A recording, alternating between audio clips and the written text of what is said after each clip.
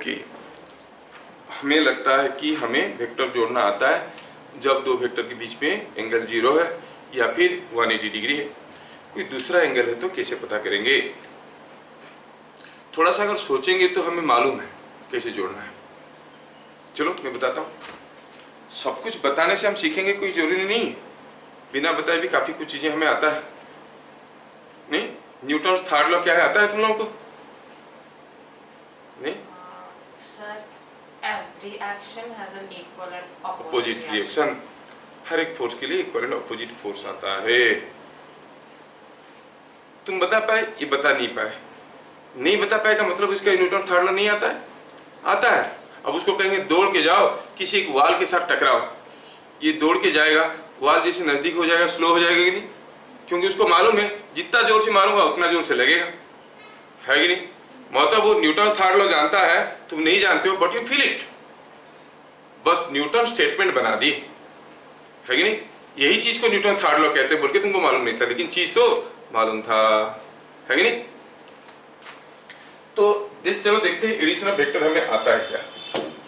क्या आप जानते हो कि अगर कोई पार्टिकल यहां से शुरू करके ऐसे ऐसे रास्ते में आके यहां पर पहुंचा तो उसका डिस्प्लेसमेंट क्या होता है? एक वेक्टर होता है जो यहां से स्टार्ट हुआ, यहां पे खत्म हुआ और कुछ ऐसे हो गया।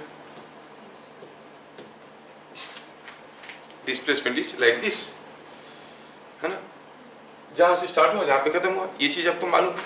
अच्छा, अगर ये चीज आपको मालूम है, अब सोचो, सपोज हम कहेंगे कोई पार्टिकल यहां से शुरू किया और ऐसे गया, ये हुआ उसका पहला डिस्प्लेसमेंट। और डिस्प्लेसमेंट वेक्टर है, किसका ला है? वेक्टर है, क्योंकि उसका डायरेक्शन भी है। तो ये डिस्प्लेसमेंट गया। फिर यहां पर पहुंचने के बाद वो पार्टिकल कुछ ऐसे गया, कहां से कहां तक? यहां से यहां तक गया, ये हो गया उसका दूसरा डिस्प्लेसमेंट। कोई पूछेगा उसका टोटल डिस्प्लेसमेंट क्या है, तो आपको ये डिस्प्लेसमेंट प्लस ये डिस्प्लेसमेंट, S1 प्लस S2। नहीं, लेकिन कोई अगर पूछेगा फिगर में ड्रॉ करके दिखाओ टोटल डिस्प्लेसमेंट, तो क्या कहोगे? यहां से चलना शुरू किया, यहां पे चलना खत्म किया, तो जो टोटल डिस्प्लेसमेंट है वो डिस्प्लेसमेंट यहां से शुरू होके यहां पे खत्म होगा, है कि नहीं? इसका मतलब जो टोटल डिस्प्लेसमेंट की आप बात कर रहे हो वो कुछ अलग नहीं है, ये है। बड़ा इंटरेस्टिंग है। पहला डिस्प्लेसमेंट इधर को था, दूसरा डिस्प्लेसमेंट इधर को था, टोटल डिस्प्लेसमेंट कुछ दूसरा डायरेक्शन में था। और यूजुअली क्या होता है कि स्केलर क्वांटिटी के केस में 10 प्लस 20 30 होता है। मान लो कि ये 10 है, ये 20 है, तो ये 30 होगा क्या? नहीं, sum of two sides of a triangle is always more than the third side. बड़ा अजीब सा है। तो जब वेक्टर को जोड़ रहे हैं, देखो कितना इंटरेस्टिंगली चीजें सामने हमारा आ रहे हैं। Sum of this two vectors is this, जिसका डायरेक्शन ना इसके साथ बराबर है ना इसके साथ बराबर है, ना ही इन दोनों का मैग्नीट्यूड को जोड़ो तो इसके साथ बराबर होगा। समझ में आ रहा है? अब ये जो वेक्टर है वो कितना होगा, वो किसके ऊपर डिपेंड करता है? अगर ये जो आदमी यहाँ से यहाँ पर गया है, यहाँ पर जाने की बजाय अगर यहाँ पर गया होता तो मान लो ये 40 मीटर है सपोज, अगर इधर 40 मीटर गया होता तो क्या उसका डिस्प्लेसमेंट वही होता? नहीं, कुछ दूसरा हो जाता, है कि नहीं? तो क्या ये जो रिजल्टेंट डिस्प्लेसमेंट है सिर्फ इसका मैग्नीट्यूड और इसका मैग्नीट्यूड के ऊपर डिपेंड करता है? नहीं, ये किसके ऊपर डिपेंड करता है कि इन दोनों के बीच में क्या एंगल है उसके ऊपर भी डिपेंड करता है। कौन सा एंगल? ये वाला एंगल, ये वाला एंगल, ये है S1 का डायरेक्शन, S2 का direction, and this is the angle between this. Angle बदलेगा, एंगल को 90 कर देंगे तो ये डिस्प्लेसमेंट छोटा हो जाएगा। ये एंगल को क्या कर देंगे तो टोटल डिस्प्लेसमेंट ज्यादा हो जाएगा, बताओ? 0 कर देंगे। इसको ऐसे सीधा कर देंगे, ये सबसे ज्यादा हो जाएगा, नहीं? अच्छा, और सबसे कम करने के लिए क्या करना पड़ेगा? पूरा उल्टा कर दो, थीटा को 180 डिग्री कर दो। That means sum of two vectors depends on the magnitude of the vectors as well as the direction angle between them. Again, when the angle is 0 the sum is maximum, angle is 180 degree, sum is minimum. Previous class we have seen some discussions like this. We have seen the net force, the resultant was lying between this maximum and this minimum. Maximum कब होगा? When the angle is 0, they are in the same direction. कौन सा case में? यही तो case में हम लोग देखे थे।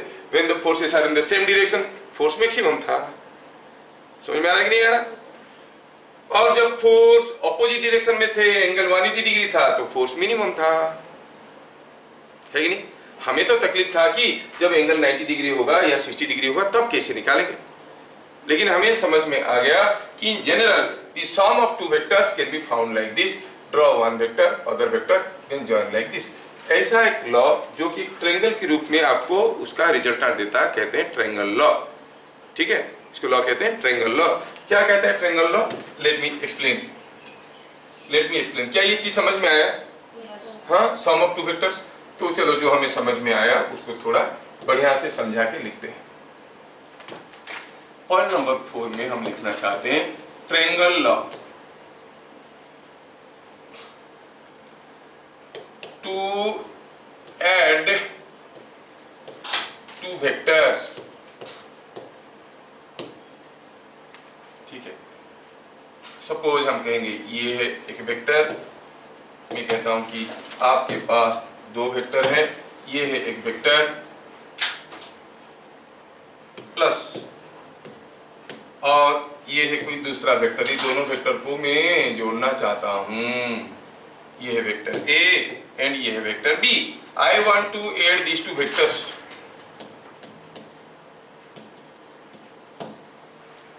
आई want to see these two vectors. समझ में आया?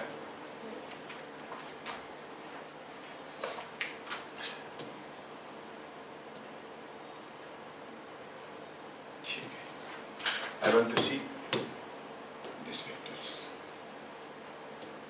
तो करना क्या है? Step 1, draw vector A. ये वेक्टर को ड्रॉ करिए। चलिए ड्रॉ करते हैं। स्टेप 1, स्टेप 2, स्टेप 3 में सारा चीज मैं आपको दिखाने की कोशिश कर रहा हूं। पहले मैं वेक्टर ए ड्रॉ करूंगा, ले लिया यहां से, ये हो गया स्टेप 1, ठीक है, ये हो गया step 1। Step 2, draw vector B with tail of B on head of A. अब वेक्टर बी को ड्रॉ करिए। कैसे? टेल को रख के ए का हेड पे, ए का हेड पे बी का टेल रखिए। स्टेप 1 हो गया था। अब मैं क्या करना चाहता हूं? स्टेप 2 बनाना चाहता हूं। स्टेप 2 में आई रिड्रॉ दिस, और ये जो वेक्टर ए था ये स्टेप 2 है। क्या करना है? ये वेक्टर ए की हेड पे बी को रखना है with tail of B at head of A. B का टेल को लेके ए का हेड में रखिए। क्या बात समझ में आया? हो गया? लॉ बता रहे हैं कैसे निकालना है सम और रिजल्टेंट ऑफ टू वेक्टर्स। अगर मुझे वेक्टर ए और बी को जोड़ना है तो ग्राफ पेपर में ए ड्रॉ करिए, फिर ए का हेड पे बी ड्रॉ करिए। ड्रॉ कर लिए। Step 3, the sum vector, sum को अदरवाइज कहते हैं रिजल्टेंट। कहां से स्टार्ट होगा? The resultant will start from tail of A and finish at head of B. This is what is called resultant. यही तो देख रहे थे हम थोड़ी देर पहले। This vector plus this vector is equal to this vector होता था। आर मतलब resultant. The sum vector starts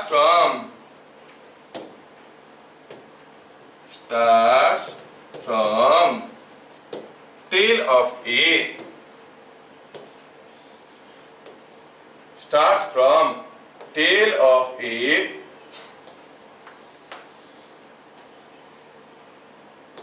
ठीक है, थोड़ा सा इसको बना देता हूं। Starts from tail of A and ends at head of B. नहीं? And ends at head of B. B का हेड पे खत्म हुआ। क्या मेरी बात समझ में आ रहा है? ये जो r लिखा है ये क्या है? It is nothing but sum of the two vectors. और यहाँ पे अगर कोई पूछेगा what is theta the angle between this two vectors, आप कहोगे theta the angle between this two vectors is this. You clearly see for different values of theta the value vector r will be different। कोई पूछेगा resultant जो vector बना उसका magnitude क्या है, तो आप ये लेंथ को मेजर कर लो। डायरेक्शन क्या है? ये डायरेक्शन है। So you clearly see the resultant vector in graphical form.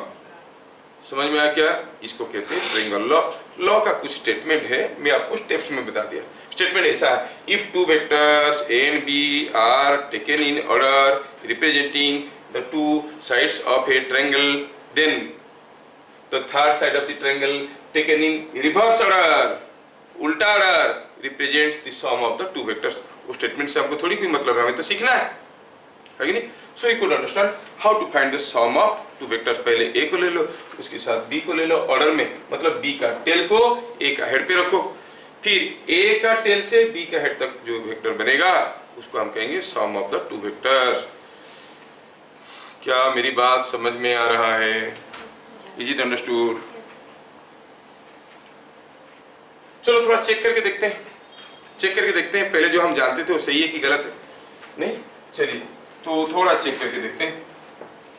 Example लेते हैं। हम कहेंगे कि अगर कोई वेक्टर है a जो कि ऐसा है 8, दूसरा वेक्टर है b जो कि ऐसा है 6, क्या बता सकते हो a प्लस b क्या होगा?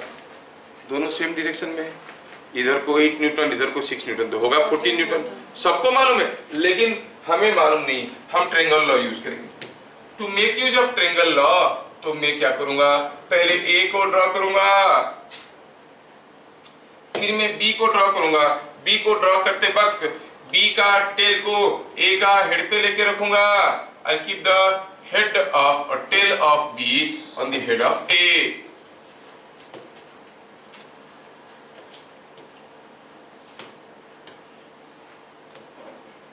ये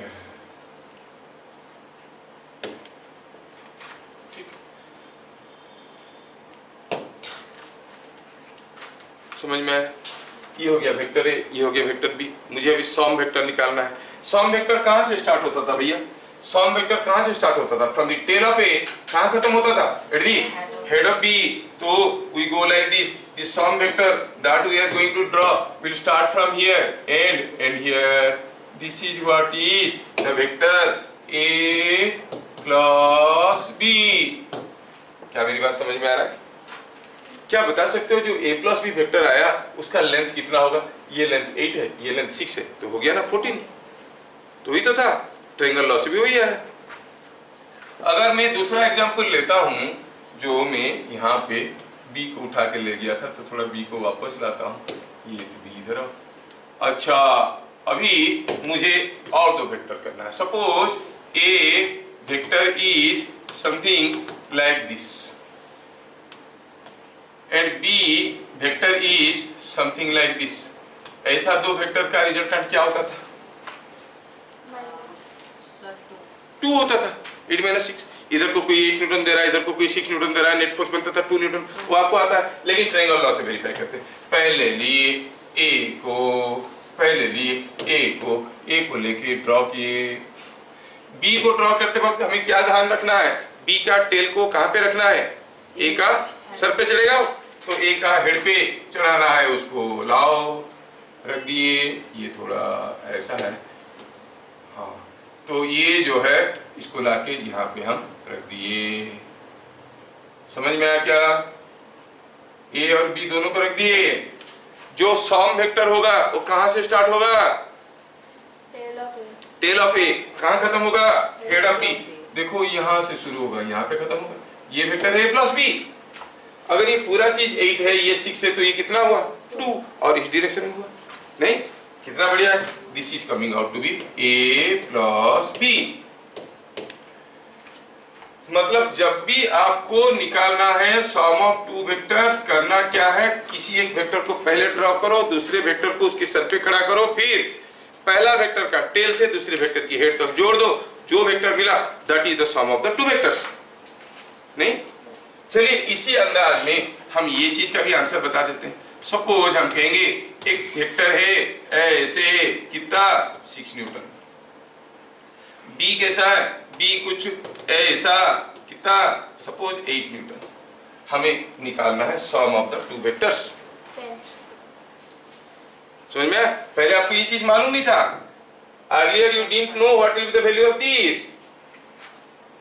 नहीं, अभी पता चल गया कितना होगा। इन दोनों को ले लो ऑर्डर में, खाली इन दोनों के लिए मालूम था, अभी इसके लिए भी हमें पता चल चुका है। तो हम कहेंगे कि how to find the sum of the two vectors. I will say sum of the two vectors can be found by taking A. ठीक है, ले लिए ए को, उसके साथ बी को ऑर्डर में ले लिया। बी को ऑर्डर में मतलब बी का टेल को ए का हेड पे रखें, सर चढ़ के बात करेगा, ये इधर आ गया, यस ये हो गया बी।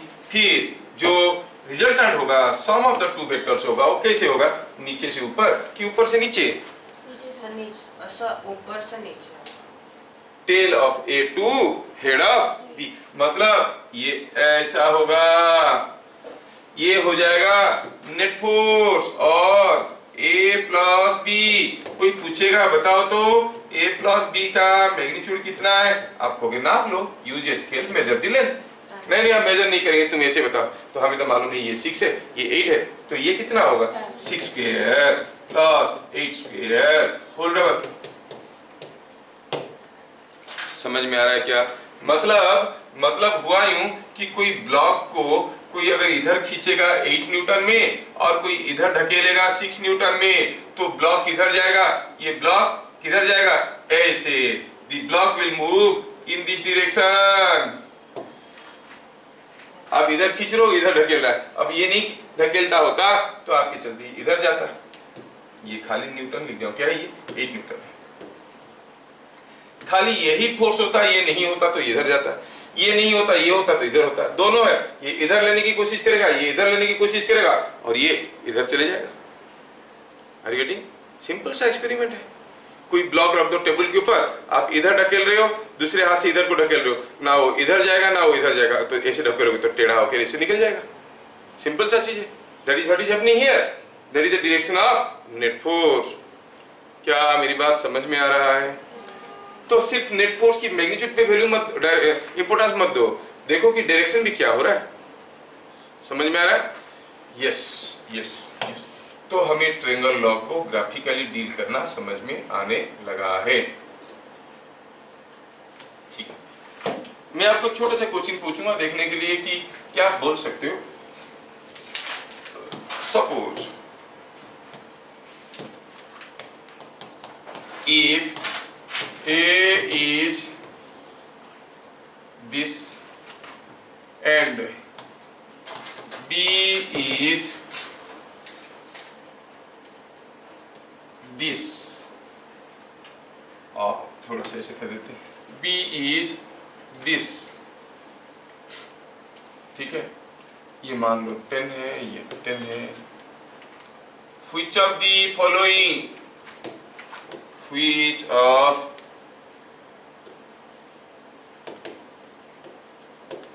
following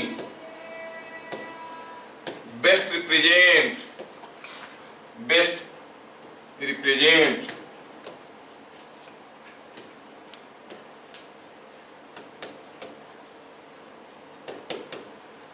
the sum।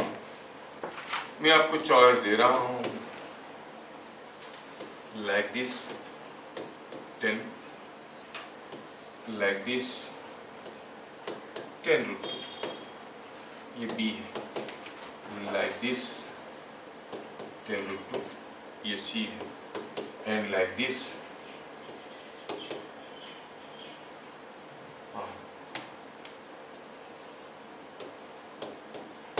कौन सा सही आंसर होगा? सी होगा। इतना जल्दी बता दोगे तो कैसे होगा? इतना मेहनत करके क्वेश्चन लिखूंगा तो ना फटाक से बता दोगे। थोड़ा ठीक है, डिफिकल्ट बनाते हैं।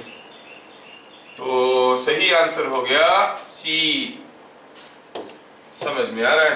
क्या करना है? ए लेना है स्टेप 1, स्टेप 2 में बी को इसको सर पे चढ़ा के रखना है, तो ये हो गया ए, ये हो गया बी, तो जो रिजल्टेंट होगा वो ऐसे होगा, और ये 10 है, ये 10 है, तो निकालो तो ये बनेगा 10√2 और ये बन गया वेक्टर। क्या बात समझ में आ रहा है? ठीक है, दूसरा क्वेश्चन देता हूं।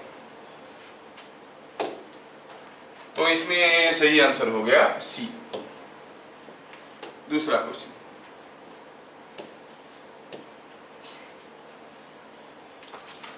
यहां पे आपको कुछ वेक्टर दिए गए हैं। ये एक वेक्टर है, ये दूसरा वेक्टर है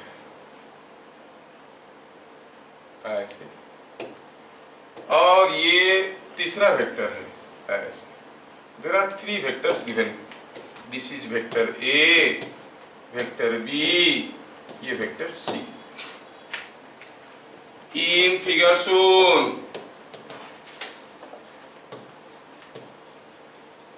व्हाट इज करेक्ट? करेक्ट क्या है पूछा है। Option A is equal to B plus C, B is equal to C plus A, C is equal to A plus B, and D हो गया नन। बताओ इसमें से सही क्या है? देखो देखो, सोचने वाले समझने वाले बता देंगे। देखो तो किसके सर पे कौन बैठा है? सी के सर पे ए बैठा है, तो ये चीज उल्टा जा रहा है नीचे, तो क्या हो जाएगा? C plus A. So B is equal to C plus A. ये दोनों ऑर्डर में है कि नहीं? देखो इसके सर पे ये बैठा है, तो this plus this will be equal to this. समझ में आ रहा है? ठीक है, ये भी आपको समझ में आया। ठीक, अगला क्वेश्चन देता हूं। यहाँ पे कोई एक वेक्टर है ऐसे, फिर यहाँ पे कोई एक वेक्टर है ऐसे, यहाँ पे कोई एक वेक्टर है ऐसे, और यहाँ पे कोई एक वेक्टर है ऐसे।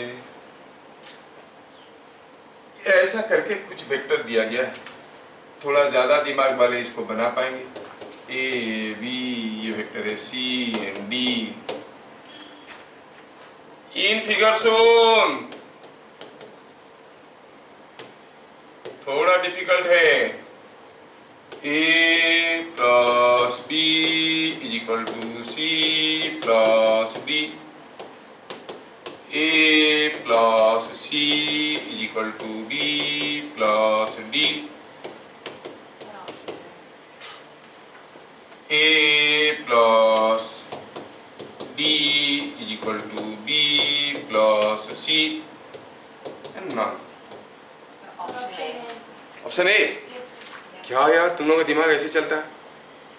सोचो तो, a प्लस बी क्या हो रहा है? a plus B is this vector, और c प्लस डी ये भी तो वही है। मतलब a प्लस बी, ये इसको आप a प्लस बी भी कह सकते हो, c प्लस डी भी कह सकते हो। सर हम तो सेम पॉइंट से, मतलब इस पॉइंट से उस पॉइंट को जा रहा है।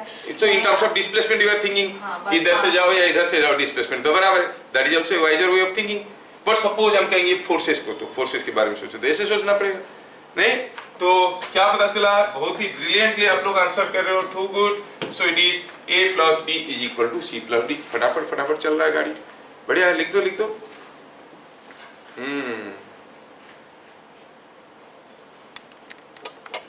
Let's see the next question.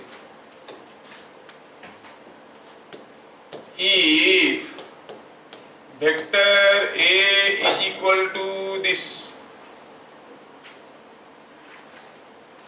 है ना, और ये दिया है कितना? 10, and vector A plus B is equal to this, ये कितना है? 10। Then choose vector B, choice दे रहा हूं आप, it is like this, it is like this,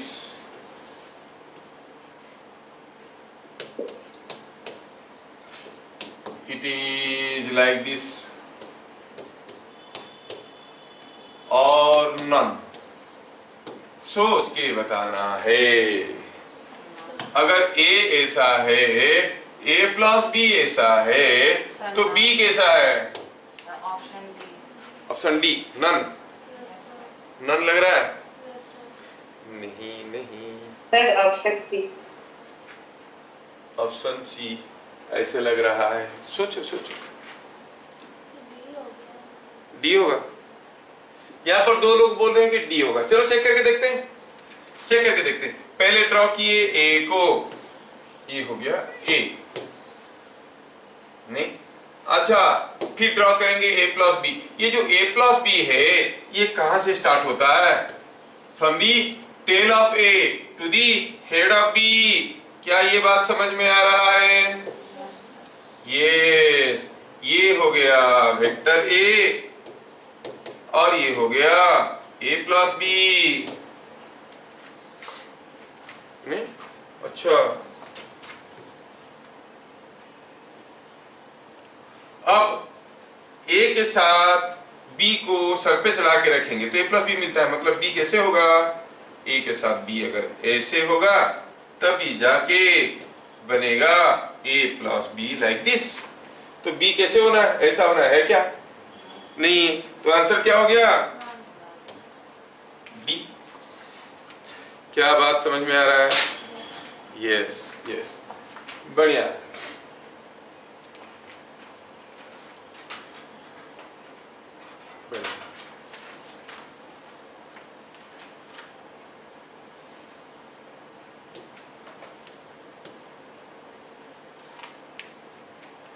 थोड़ा और एक डिफिकल्ट क्वेश्चन अभी देता हूं देखने के लिए। Let's see the next question.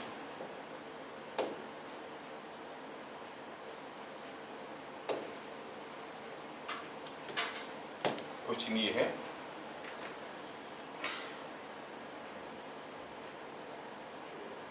Vector A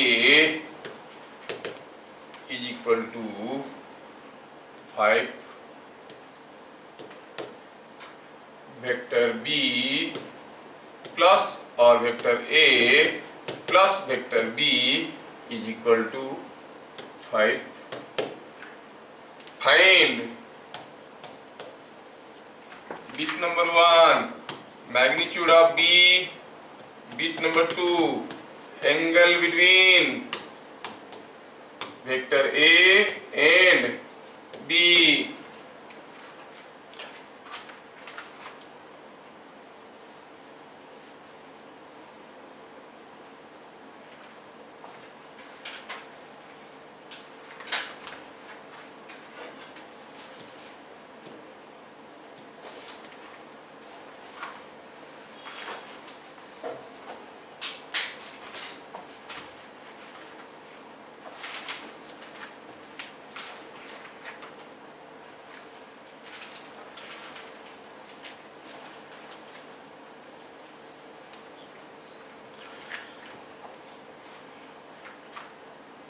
ठीक है, निकाल सकते हो? निकल गया? सही बताते हो तो प्राइज मिलेगा। बताओ बी का मैग्नीट्यूड क्या आया और angle between A and B? तुम क्या बोल रहे हो? कर रहे हो? जो सही बताएगा उसके लिए तुरंत एक प्राइज मिलेगा। और प्राइज क्या है मैं पहले से डिक्लेयर कर देता हूँ, 250 रुपया वाला डायरी मिल्क का चॉकलेट का फोटो को व्हाट्सएप में भेजूंगा, ठीक है? 250 रुपये वाला चॉकलेट का फोटो भेजूंगा, बहुत बड़ा प्राइज है। और सेकंड प्राइज होगा 150 रुपये वाला, फोटो भेजेंगे व्हाट्सएप में, ठीक है? चलिए शुरू करते हैं, शुरू करते हैं। ए दिया है, ए प्लस बी दिया है। अच्छा तो ठीक है, पहले हम ए तो ड्रॉ करें। ए इज लाइक दिस, कितना है? 5। ये वेक्टर ए है, a प्लस बी कहां से स्टार्ट होता है? From the tail of a। कहां पे खत्म होता है? At the head of b। तो इसका मतलब a प्लस बी जो मैं ड्रॉ करने जा रहा हूं वो ऐसे होगा। इसका लेंथ कितना है? ये भी तो 5। a के साथ b को जोड़ो तो a प्लस बी मिलता है। अगर ये वेक्टर a है, a के साथ b को जोड़ो तो b को कैसे जोड़ना पड़ेगा? ऐसे। अब a के साथ b को जोड़े, a प्लस बी मिल गया। You are very correct. Now the magnitude of b कितना हो जाएगा भैया? 5 का स्क्वायर, 5 का स्क्वायर, क्योंकि length of this is magnitude of b, so it is 5 का स्क्वायर, 5 का square whole root over is 5 root 2, so he is partially correct. अब भी बाकी है angle between a and b।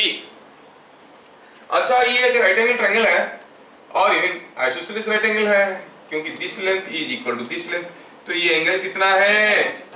45 degree. तो हम लिखेंगे theta, angle between A and B कितना लिखेंगे? नो, गड़बड़ तो वहीं पे हो गया।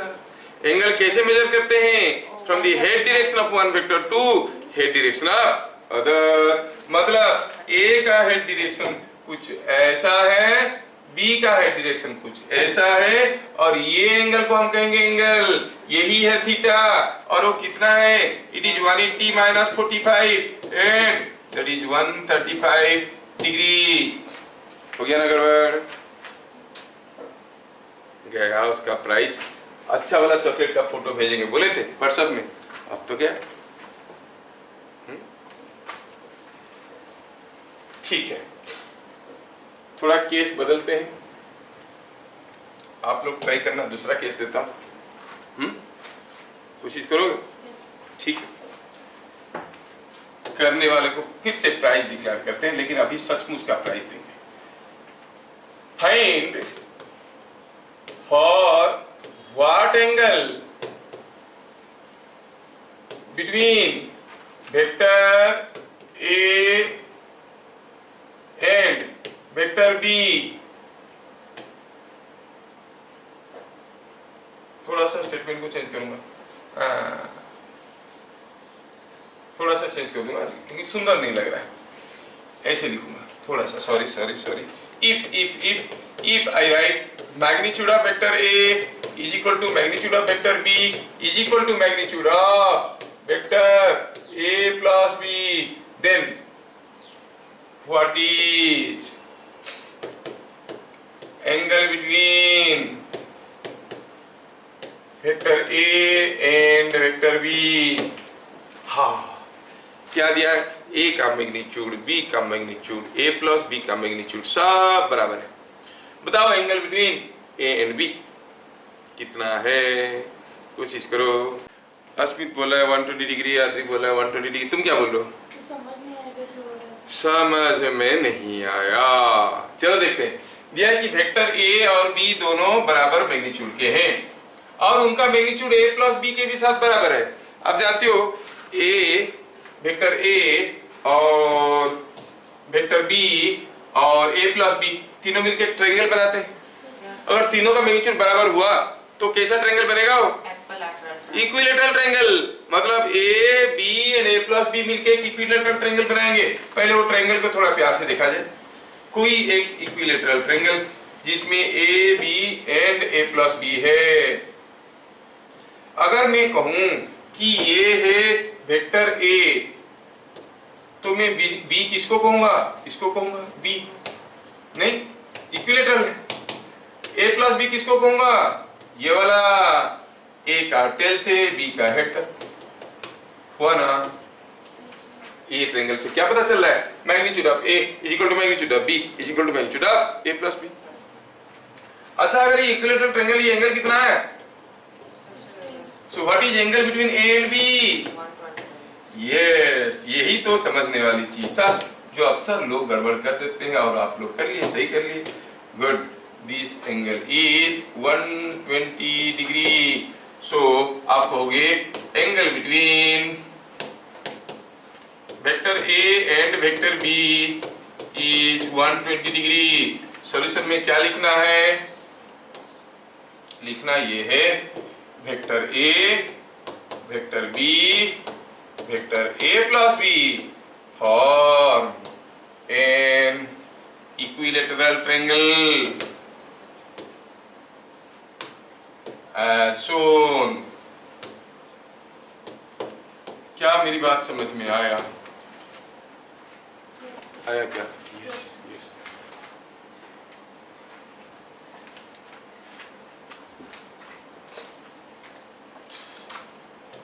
ठीक है। सर हाँ बोलो।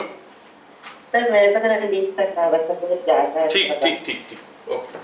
Now let's see next question. ठीक, नेक्स्ट क्वेश्चन पूछता हूँ। थोड़ा ये स्टेटमेंट को लिखो। Two forces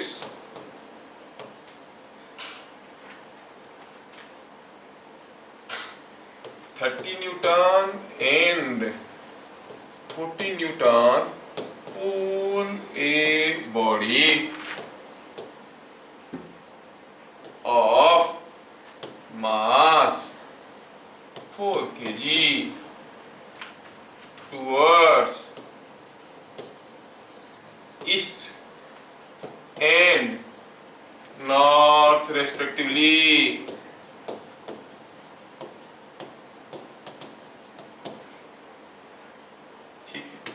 East and north respectively। Find magnitude of acceleration of the block। शायद आपको मालूम होगा, क्लू है, आप जानते होंगे कि एक्सीलरेशन क्या होता है, बताओ। It is net force on a body by mass. Force by mass होता है एक्सीलरेशन। ठीक है, ये है क्लू। अब इस क्लू को यूज करके क्या बता सकते हो उस बॉडी का एक्सीलरेशन क्या होगा? Can you find out? Magnitude पूछा है, not direction. You have to find out the magnitude of acceleration. Do it now.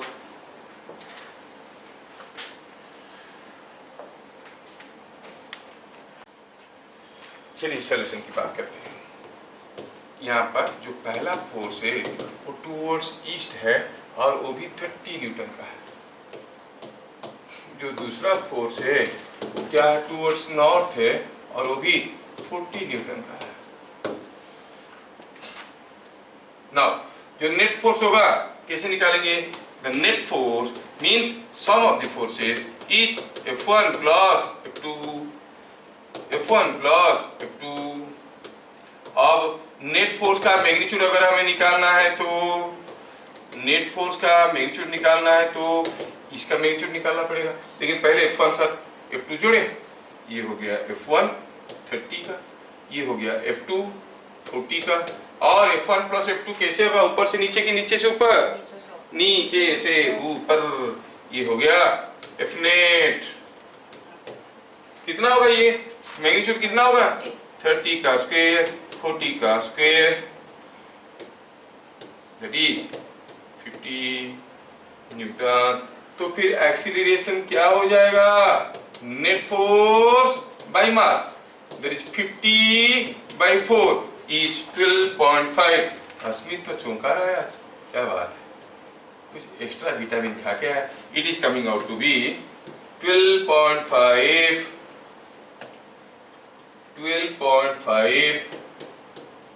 Metre per second square. क्या बात समझ में आया? यस, ये हो गया सॉल्यूशन ऑफ द क्वेश्चन।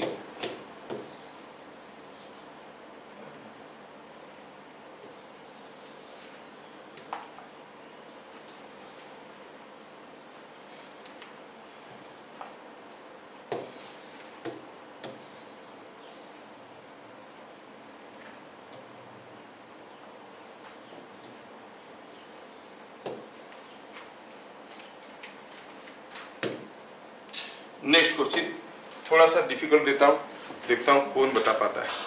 ये बताने वाले, हाँ पता चलेगा कि थोड़ा वो ज़्यादा इंटेलिजेंट है। क्वेश्चन क्या है? Two forces say 13 Newton and 17 Newton pull a body of mass 10 kg horizontally खींचने लगे कोई बॉडी को। Which of following cannot be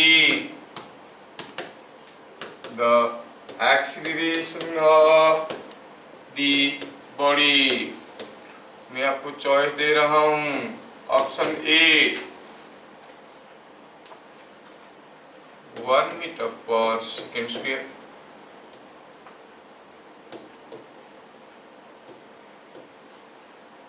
metre पर second square. Option B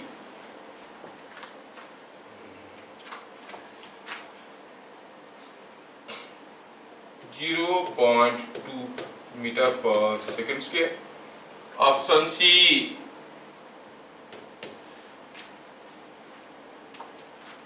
3.4 metre पर सेकेंड स्क्वायर। ऑप्शन डी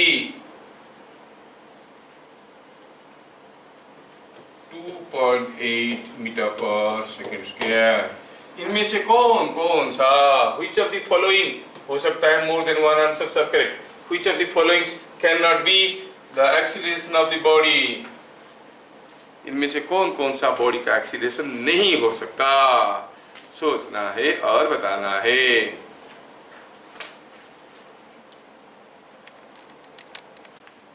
बड़ा सिंपल है, अस्मित ने सही आंसर बोल दिया है। तो थोड़ा सा सोचते हैं कि अगर कोई बॉडी के ऊपर दो फोर्स आ रहे हैं और वो फोर्स कितने, वो फोर्स है दिया गया है 13 Newton and 17 Newton. Net force भाई मास होता है एक्सीलरेशन। क्या आप मुझे बता सकते हो नेट फोर्स जो होगा उसका मैक्सिमम वैल्यू क्या हो सकता है? मैक्सिमम वैल्यू कैसे भाई? दो फोर्स आ रहे हैं, नेट फोर्स मतलब sum of the two forces का मैक्सिमम वैल्यू क्या होगा? When they are in the same direction, when they are in the same direction. तो मैक्सिमम वैल्यू कितना होगा? 13 plus 17 is not it 30। Maximum value होगा इतना। समझ में आ रहा है क्या? सिमिलरली नेट फोर्स का जो मिनिमम वैल्यू होगा वो कितना होगा बताओ? 17 माइनस 13। अच्छा तो बताओ मैक्सिमम एक्सीलरेशन क्या होगा? वो मैक्सिमम फोर्स बाई मास। तो मैक्सिमम एक्सीलरेशन होगा 30 बाई कितना है ये 10। ये मैक्सिमम एक्सीलरेशन हो सकता है और मिनिमम एक्सीलरेशन क्या हो सकता है? It is 4 by 10 is 0.4 metre पर सेकेंड स्क्वायर। मतलब नेट फोर्स इससे कम नहीं हो सकता, एक्सीलरेशन इससे कम नहीं हो सकता। तो 0.2 हो सकता है क्या? नो, दिस इज रॉन्ग, क्योंकि कैन नॉट भी पूछा था। और 3 से ज्यादा नहीं हो सकता। क्या 3.4 हो सकता है क्या? नो। देखा, सही बता दिया। तुम ये सही सोचे थे? Very good, very good.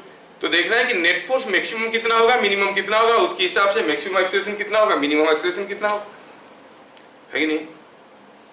And in the next class we shall start kinematics, motion, speed, distance, time, average speed, हाथी, घोड़ा, सब चलेगा। ठीक है, फिर मिलेंगे अगले क्लास। तब तक के लिए जय हिंद।